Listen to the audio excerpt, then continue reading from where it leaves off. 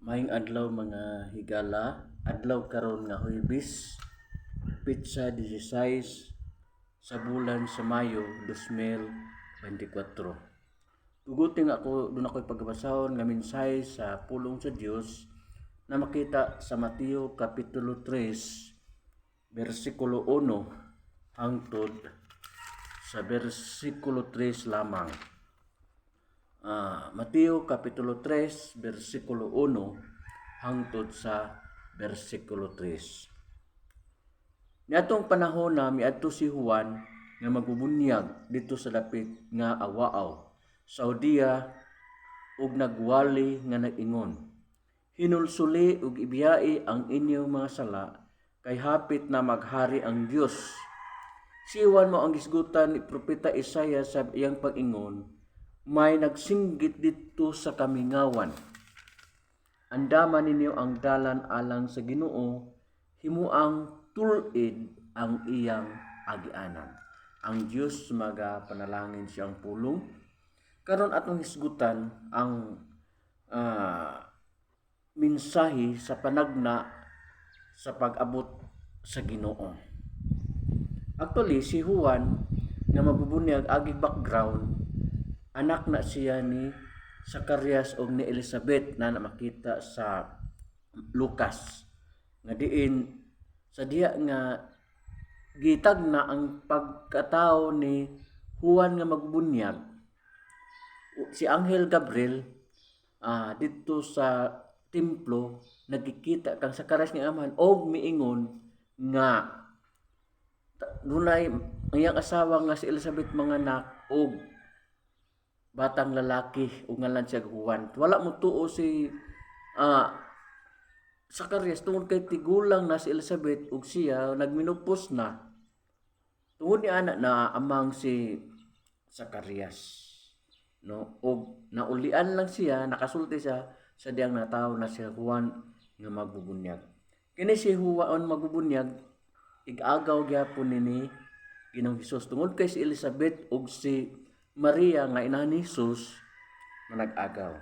So dinhi nagsugod si Juan sa iyang buluhaton nga mao ang pagbautismo sa tubig sa paghinulsol. So nagbautismo siya ning na o nagawali siya sumala sa bersikulo 1 nga hinulsuli ug biyai ang inyong mga sala kay hapit na maghari ang Dios. Dinhi sa 3 gipresental ni Mateo nga si Juan mo ang gisgutan ni Propeta Isaiah sa iyang pag-ingon, may nagsinggit dito sa kamingawan.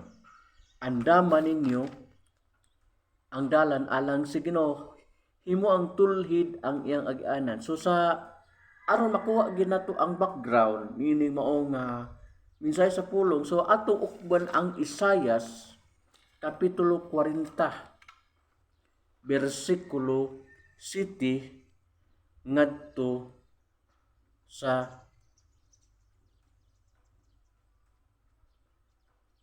5, no? Isaias kapitulo 40 bersikulo 5 ngadto sa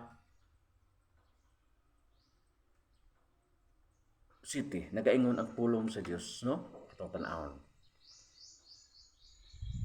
4 ug 5, 3 ngadto sa 5 lamang. Nagaingon dinhi. May usa ka singgit nga nabati, pag-andam ug dalan alang sa Ginoo dito sa kamingawan. Himuan ninyo ang dalan dito sa disyerto alang sa atong Dios. Abunuhin ninyo ang tanang walog, pataga ang tanang bukid, ang kabungturan mahimong patag, ug ang dapit nga gansang-gansangon mahimong hapsay. 5. Unya ipadayag ang himaya sa Ginoo ug makakita nini ang tanang tao kay ang Ginoo mao'y nagsulti niini. Kung atong tan-awon ang background, dinhi gilipay sa Ginoo ang Jerusalem, no? Iyang gitagaan og paglaom ang katawan sa Huda, pinaagi ni Propeta Isaias sa mahitabo gayud sa umaabot. Iyang gidasig sila nga kinahanglan gayud maghulat diha sa Ginoo. hulaton kayo nila ang Ginoo kay moabot siya og sa iyang pag-abot malipay ang katawhan. Makita nila ang himaya sa Ginoo pero dunay tao nga maguna sa Ginoo. So ang ato nibaluan si Juan nga magbubunyag mao ang katumanan niini nga siya nag-andam og sa dalan alang sa Ginoo mo na nga nag-awag siya nga kinahanglan nga abunuhan ang mga walog, patagol ang tanang bukid, ang kabungturan mahimong patag ang dapit nga gisangsang mahimong hapsay. Unsay puti pasabutin, dili ni siya literal kundi figurative. So kung tan-aw na to ang ministeryo ni Juan nga magbubunyag, balik ta sa Mateo Kapitulo 3, lukso ta sa versikulo 11. Unsa man gid ang iyang tribuluhaton? Unsa giingon nini? Sa Mateo Kapitulo 3, versikulo 11. Ako nagbunyag kaninyo pinaagi sa tubig, aron pagpakita nga naginulsol og mibiya kamo sa inyong mga sala. Apan ang muani sunod kanako magbunyag kaninyo pinaagi sa Espiritu Santo og sa kalayo. Siya mas gamhanan kay kanako ug dili ako angay bisan gani sa pagbitbit sa iyang sandalyas. Nagiog siya ug nagpalid aron linon ang uhot gikan sa mga lugas. Tigumon niya ang mga hugas dito sa kamalig apan ang mga uhot iyang sunugon sa kalayo nga dili mapalong. So ato nakita nga si Juan kay balo siya sa iyang buluhaton, kay balo siya nga adunay musunod kaniya nga mas gamhanan pa kay kaniya. Si Juan gisugo sa Dios pagbautismo sa tubig sa paghinulsol. Apan ang musunod kaniya maga bautismo diha sa Espiritu Santo. So kinsa man ni siya? Kung atong padayonon pagbasa ngari sa unahan mao si Ginoong Hesukristo. Siya ang nag-andam og dalan sa Ginoo. So ang Ginoo nga girefer dinhi ug mao po'y girefer ni propeta Isaiah sa Isaiah kapitulo 40 versikulo 3 ngadto sa 6 mao si Ginoong Hesus. Siya ang himaya sa Dios nga napadayag. So ang tanaw na to agig background sa kasaysayan sa Israel. Sa Genesis kapitulo 12 versikulo 1 ngadto sa 3, ang Dios nagsaad kang Abraham og panalangin, ang Dios nagsaad kang Abraham og yuta, ang Dios nagsaad kaniya og kaliwat.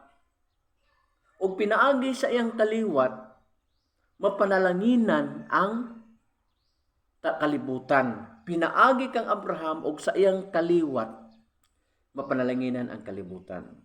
So gikan kang Abraham, gihatag sa Dios ang usa ka anak nga lalaki nga mao'y anak niya nga gisaad niya kang Abraham nga mao si Isaac.